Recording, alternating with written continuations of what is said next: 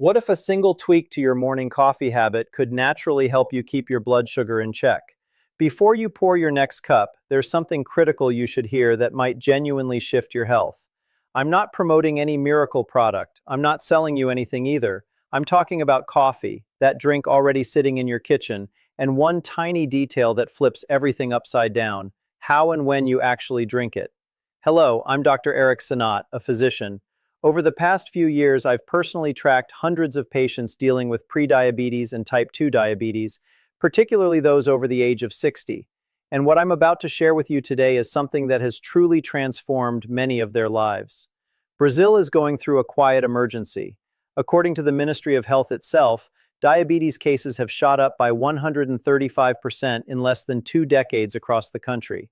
As of today, close to 20 million Brazilians live with this condition. Data from Vigitel, the government's surveillance program, reveals that the rate climbs to a shocking 30% among adults aged 65 and older. That's 1 in every 3 people. The reality is far worse than most folks realize. What honestly worries me most in my daily consultations isn't even those who already carry the diagnosis. It's the enormous group of people sitting right at the borderline, with elevated glucose readings, with that strange exhaustion that hits after lunch, with that constant thirst that never quite leaves, who either haven't been diagnosed yet, or who have but don't know what to do besides swallowing pills and hoping for the best. Stick with me until the very end of this video because I'm going to walk you through how a tiny adjustment, one that costs absolutely nothing, can produce an enormous shift in how your glucose behaves. But first, let me share something about coffee that hardly anyone is aware of. Picture your pancreas as a tiny factory whose job is to produce insulin, the hormone that opens up the doors of your cells so glucose can walk in and be converted into energy. The moment you eat, glucose floods your bloodstream, the factory springs into motion, insulin is released, and your cells absorb the glucose. Smooth operation. The trouble starts when this factory gets pushed beyond its limits. When your meals constantly contain foods that send sugar levels rocketing, your pancreas is forced to operate at maximum capacity. Eventually, your cells start responding less and less to insulin. The pancreas then has to crank out more and more just to achieve the same outcome. That's the moment insulin resistance takes hold, the doorway to type 2 diabetes. So where does coffee come in? What does it have to do with any of this? From a biochemical standpoint, coffee is a remarkable beverage. It carries hundreds of bioactive substances, but 2 of them really catch the attention of researchers: chlorogenic acid and trigonylene. Picture them as traffic officers stationed inside your gut.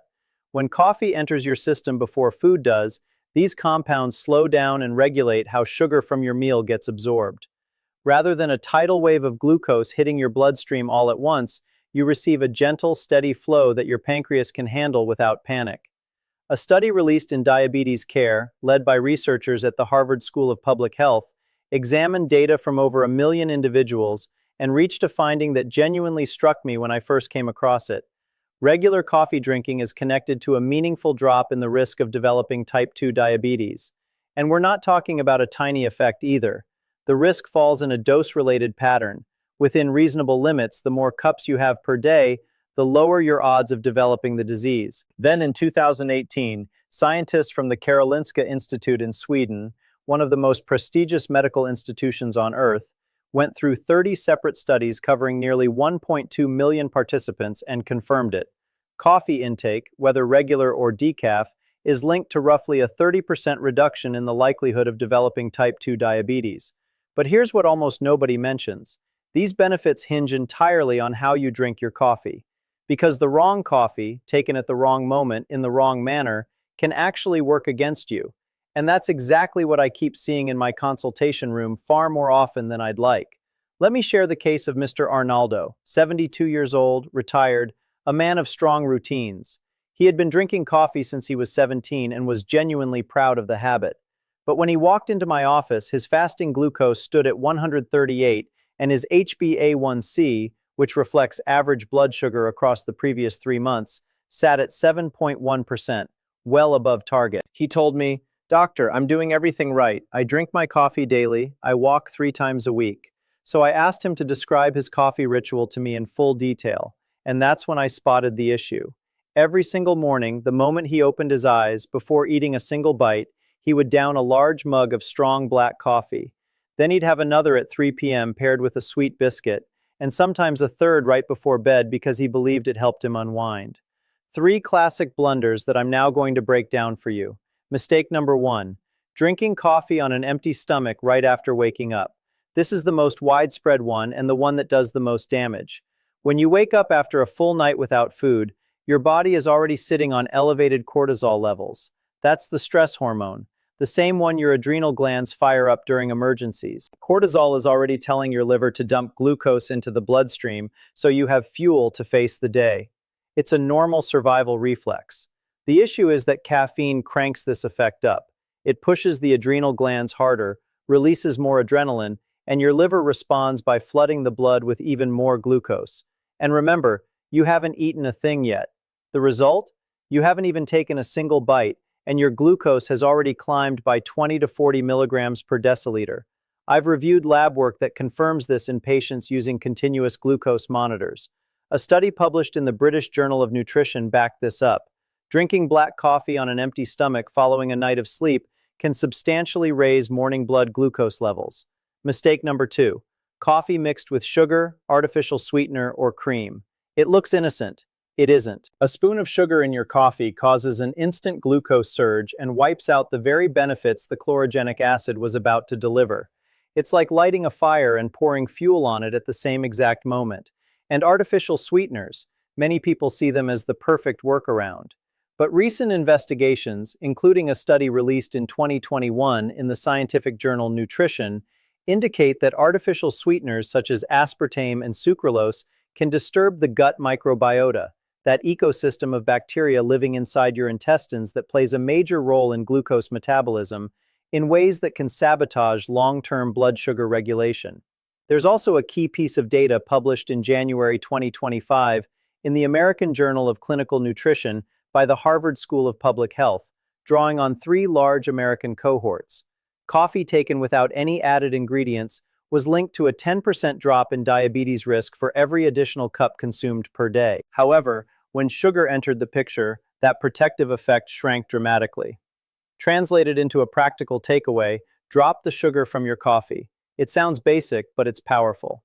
Mistake number 3, drinking coffee in the late afternoon or evening. Caffeine's half-life inside the body sits around 5 to 6 hours.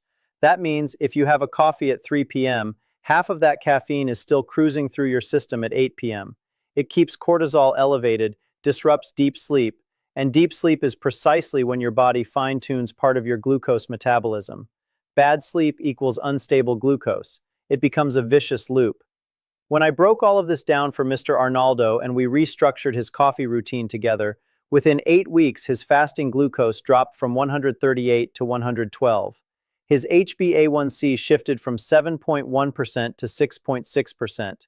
No medication change, no extreme diet, no gym membership, purely by reorganizing his coffee habits. Now I'm going to walk you through exactly how coffee should be consumed to extract every single benefit science has confirmed.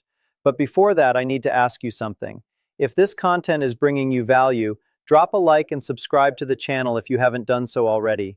I have plenty more content like this lined up that can genuinely reshape your health. And tell me down in the comments where you're tuning in from. I love discovering which corner of Brazil my videos are reaching. Back to our subject, the right coffee at the right hour. First golden moment, breakfast, but not the very first thing in the morning. When you wake, start with a glass of water. Wait somewhere between 30 and 60 minutes. Eat something containing protein, scrambled eggs, a slice of cheese, plain unsweetened yogurt, any protein source will do. Only after that should you sip your coffee, and drink it plain, no sugar, no sweetener. Why protein first? Because protein cushions the impact caffeine has on cortisol. It supplies amino acids that your liver uses far more efficiently, and this prevents that cortisol surge from needlessly dumping glucose into the bloodstream. Research featured in the Journal of Clinical Endocrinology demonstrated that consuming protein ahead of carbohydrates and caffeine reduces post-meal glucose spikes. And if you want to take it even further, sprinkle half a teaspoon of cinnamon powder into your coffee. Cinnamon contains compounds that partially imitate insulin's behavior, helping cells take up glucose. A review in the journal Nutrients pointed out that consistent cinnamon intake can contribute to a moderate dip in fasting glucose levels. It's not a medication, but it's an ally. Second moment, coffee before lunch. This is a trick few people are aware of.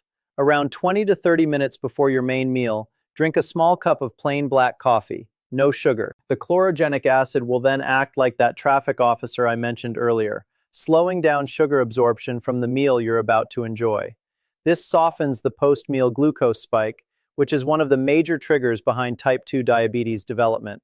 A study run by researchers at Brigham and Women's Hospital, affiliated with Harvard Medical School, and published in Diabetes Care, demonstrated that coffee compounds, chlorogenic acid and trigonylene in particular, significantly lowered glucose and insulin readings within the first 15 minutes after consuming carbohydrates compared to a placebo. The effect is real, measurable, and you can take advantage of it without spending a cent. Third moment, after physical activity. Do you take walks or do any form of exercise? Then listen closely. Within 30 minutes of finishing your walk or any workout, drink a cup of plain coffee. When your muscles are active or have just finished working, they become dramatically more receptive to glucose. They behave like a sponge, soaking sugar straight out of the bloodstream to use as fuel. Caffeine taken during this window enhances that effect, helping muscles absorb glucose even more efficiently. It's a metabolic window of opportunity that the vast majority of people overlook. As for total daily coffee consumption, the World Health Organization, alongside most medical guidelines, considers up to 4 or 5 small cups per day to be safe for most adults within a healthy lifestyle. The Karolinska Institute, in the review of 30 studies I mentioned earlier, found that this range falls within the protective zone against diabetes. But every individual is different. If coffee gives you palpitations, anxiety, tremors, or sleeplessness, your caffeine metabolism may simply be slower, which is genetically programmed. In that case, scale back to 2 cups per day, or pick a quality decaffeinated option, which still contains chlorogenic acid and preserves many of the benefits. Here's a story I really want to tell you. Danelli, 68, a retired school teacher, came into my clinic with type 2 diabetes she'd been diagnosed with 3 years earlier, on metformin, with glucose still proving difficult to manage. She was the kind of patient who followed instructions to the letter, took her medication, cut down on rice, yet her HbA1c stubbornly hovered above 7.5%. When we went through her routine, I learned she was drinking sweetened coffee with milk in the morning, coffee with sweet biscuits in the afternoon, and had basically stopped moving altogether because her legs felt heavy. Together, we built a simple plan. Breakfast. Wait 45 minutes after waking, eat a boiled egg, then drink plain coffee with cinnamon. Pre-lunch coffee. A small cup 20 minutes before eating. A 25-minute walk in the afternoon, 3 times weekly, followed by a coffee right after. We cut out the sweetened afternoon coffee and the biscuits. 6 weeks later, she returned to the clinic with a smile I'll never forget. Her HbA1c had dropped from 7.5% to 6.8%. Her fasting glucose was sitting at 109. She told me, "Doctor, I woke up with energy for the first time in years." I didn't change her medication. I changed her relationship with coffee. But now I need to alert you to something important that may be sabotaging you without your knowledge. Coffee has invisible saboteurs that wipe out every benefit I just described. Let me list the main ones. Enemy number 1, sugar of any kind. Refined, brown, demerara, honey, any sweet substance added to coffee creates an immediate glucose surge that wipes out the protective work of chlorogenic acid. The Harvard 2025 research made this crystal clear. Coffee with sugar offers far less protection against diabetes. Enemy number 2, artificial sweeteners. As I explained earlier, mounting evidence suggests that aspartame and sucralose disturb the balance of the gut microbiota, which is essential for healthy glucose handling. If you absolutely need sweetness, try natural stevia, which so far hasn't shown the same negative outcomes in available studies. Enemy number 3, industrialized instant coffee, those sachet products. They often contain hidden sugar, hydrogenated fats, and additives that compromise the nutritional integrity. Stick with natural ground coffee, 100% Arabica, freshly brewed. Enemy number 4, coffee paired with ultra-processed foods, white bread, filled cookies, factory-made cakes. When you combine coffee with these items, The glucose spike triggered by the refined carbohydrates is so massive that no quantity of chlorogenic acid can offset it. And finally, let me share what I call the protection triad, because coffee performs even better when it's embedded inside a context of healthy habits. First element, smart coffee. Done the way I taught you, at the right time, no sugar, fully extracting the benefits of chlorogenic acid. Second element, movement. You don't need a gym. 30 minutes of moderate-paced walking 3 to 5 times a week is enough to dramatically boost insulin sensitivity. Active muscles act like drains, pulling glucose out of the blood independently of insulin. This has been confirmed by so many studies that listing them all here would be impossible. Third element, adequate protein in your meals. Protein is the macronutrient with the smallest impact on glucose, supports satiety, and protects muscle mass, your body's biggest glucose consumer. After 60, protein needs actually go up because the body uses it less efficiently. Eggs, chicken, fish, beans, cheese, plain yogurt. Include a protein source in every main meal. When these three elements work in harmony, the effects compound. Coffee enhances insulin sensitivity, exercise drives glucose uptake into muscles, and protein flattens post-meal glucose spikes. It's a powerful combination that doesn't cost much and doesn't require any special product. But I owe you complete honesty about one thing. Everything I've laid out here represents complementary lifestyle strategies grounded in solid scientific evidence. They can help significantly, but they don't substitute for medical evaluation and follow-up. If you're already diagnosed with diabetes and on medication, never adjust the dosage or stop taking it on your own. Ideally, bring this information to your doctor, talk it through together, and make adjustments under professional supervision. Now let me ask you something. Do you have a relative, a father, mother, sibling, or close friend who's wrestling with high blood sugar or already living with diabetes? Share this video with that person right now. You may be handing them information that could shift something meaningful in their life. Quality information backed by science is one of the greatest gifts we can offer those we love. I want to leave you with a thought I've carried with me for years in medicine. Your body is not your enemy. Your body is constantly trying to find balance, to heal, to adapt. When glucose climbs, when fatigue lingers, when your legs swell, these are signals. They are cries for help from your body. And often what it's asking for isn't a new pill. Sometimes it's a tiny change, like the timing of a single cup of coffee.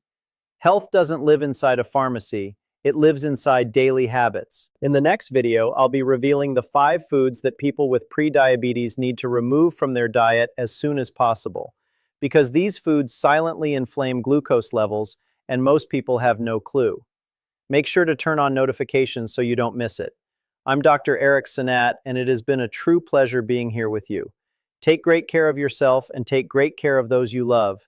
Your health is shaped by the small choices you make every single day. So make them count. Begin with one simple change today, and your future self will thank you. See you in the next video. Thank you.